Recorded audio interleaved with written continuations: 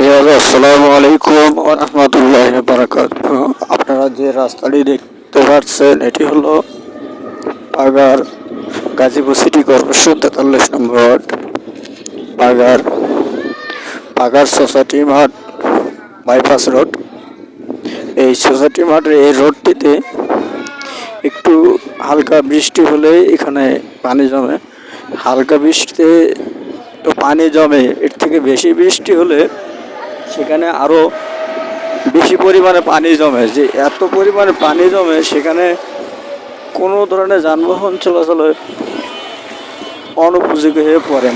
সাধারণ মানুষ হেঁটেও চলতে পারে না। তো আমরা চাই এই রাস্তাটি দ্রুত সংস্কার করা হোক, যাতে পানি জমে না থাকে, সাধারণ মানুষ চলাচল করতে পারে, গাড়ি ঘোড়া চলাচল করতে পারে। এর থেকে আর বেশি কি চাওয়ার আছে? এখানে আমরা চাই এখানে যেন কোনো ধরনের পানি জমে না থাকে, দ্রুত রাস্তাটি সমস্যার সমাধান করে দেওয়া হোক। এখানে প্রতিটি মানুষের আশা, প্রতিটি মানুষের চাওয়া এই রাস্তাটি দ্রুত সংস্কার করা হোক। এবং এই রাস্তাটি হলো পাগার সোসাইটি মাঠ, পাগার সোসাইটি রোড যেটাকে বলা হয় পাগার সোসাইটি মাঠের রোড।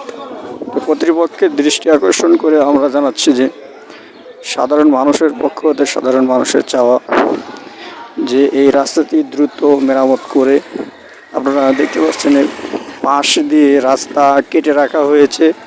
কেন, কী কারণে কেটে রাখছে, যার কোনো দেখভালের লোক নেই, মানুষ নেই, কে আছে? আমরা চাই দ্রুত এই রাস্তাটি সংস্কার করা